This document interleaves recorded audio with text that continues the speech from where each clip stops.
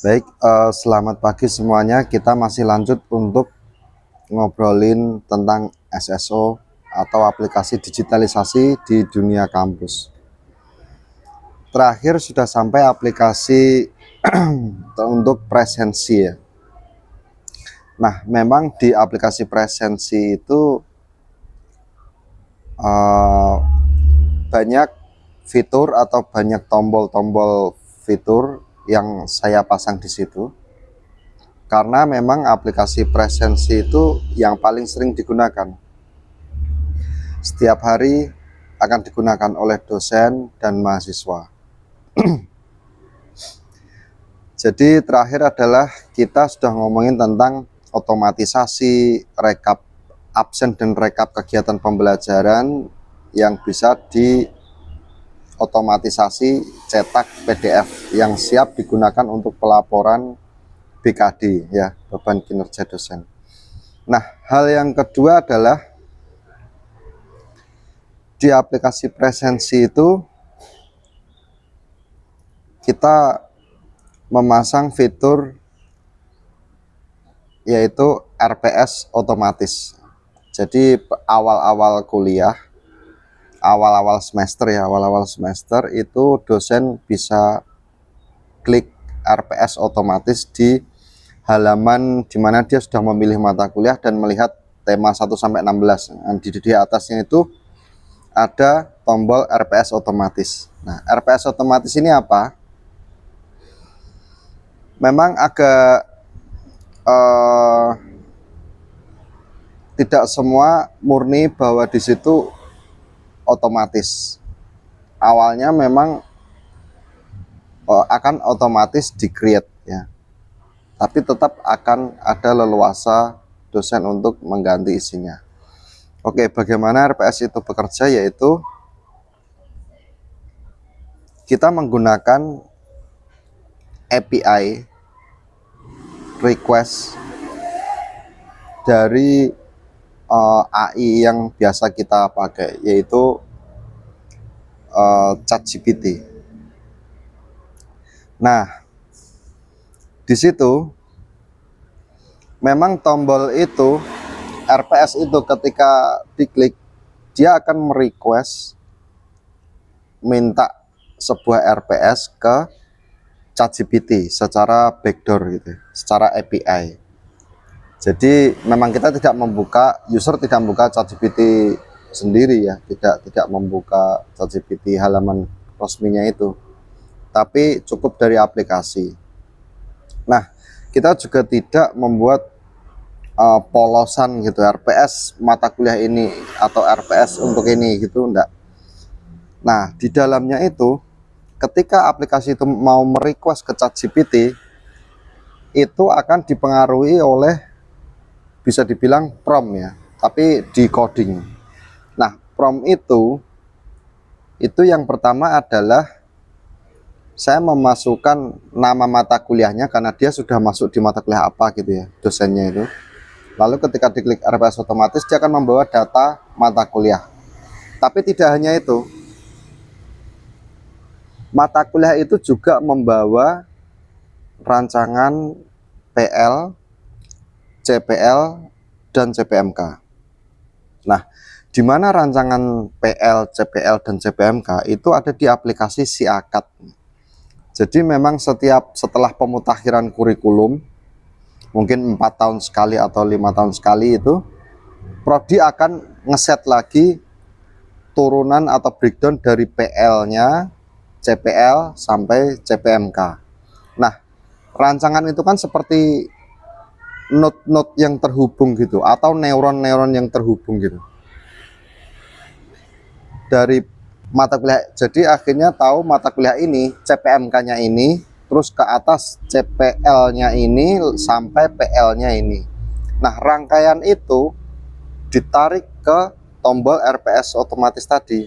Jadi di dalam RPS otomatis itu tetap ada trigger atau prompt, itu nama mata kuliah, rancangan mata kuliah itu memiliki CPMK apa yang merupakan turunan dari CPL apa dan turunan dari PL apa gitu. Jadi lalu di dalamnya juga ada trigger yang kita mengharuskan untuk memenuhi taksonomi Bloom dalam 16 pertemuan tersebut. Sementara saat itu bikinnya sudah lengkap seperti itu ya. Dan saya yakin ini akan bisa kita lengkapi lagi dengan sebuah keputusan-keputusan baru dari pimpinan. Nah, dari prompt tersebut, maka dia akan merequest ChatGPT, maka RPS yang dihasilkan itu juga akan tertata. Dan sampai saat ini saya berpikir itu benar.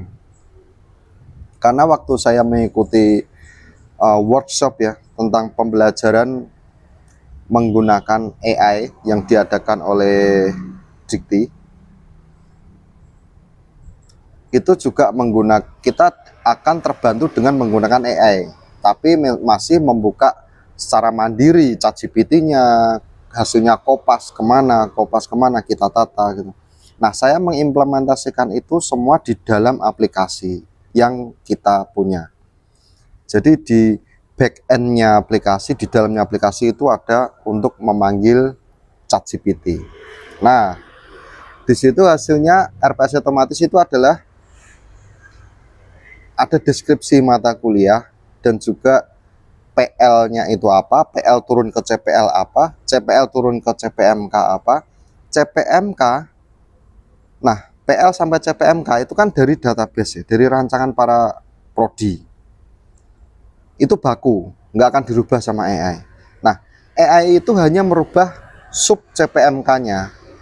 Jadi PL turunannya apa? Jadi ada tabel gitu. PL, CPL, CPL ke CPMK, CPMK ke sub CPMK. Nah, sub CPMK ini yang dibuat oleh AI. Karena apa? Sub CPMK ini sebagai jembatan kita menggunakan iptek yang terbaru, teknologi terbaru, metode terbaru, tanpa lepas dari rancangan CPMK sampai PL. Nah, sub CPMK inilah sebagai jembatan. Lalu dari sub CPMK itu di breakdown lagi jadi 16 pertemuan. Lengkap dengan taksonomi Bloom-nya, lengkap dengan kegiatannya, apakah diskusi, ceramah, presentasi, atau project base. Oh ya, tambahan lagi di dalam prompt tadi juga ada kita meminta AI-nya untuk tema 16 pertemuan itu harus mengandung PJBL atau project based learning. Nah, jadi taksonomi Bloom-nya itu pasti lengkap dari mengingat, mengimplementasi, mengevaluasi, menganalisis semua sampai create. 16 pertemuan itu lengkap. Jadi sudah memenuhi target-target project based learning. Nah, dari situ RPS-nya kita sudah lengkap. Terus di presensi itu tema 1 sampai 16 itu sudah lengkap. Tinggal dosennya mereview hasil dari AI tadi. Apakah ini relevan, apakah ini cocok, apakah ini perlu diganti atau tidak. Tapi intinya AI itu membantu kita untuk tidak lupa tentang teknologi terbaru atau iptek terbaru, apapun prodinya. Dia selalu mengingatkan kita ada teknologi terbaru dan dia pasang di situ. Nah, itu menghindarkan kemungkinan ketika dosen itu membuat RPS. Kalau masih murni seperti zaman dulu, bisa saja karena pekerjaan dosen itu sangat banyak proyek dengan mahasiswa di luar, penelitian dan lain-lain, menguji, membimbing.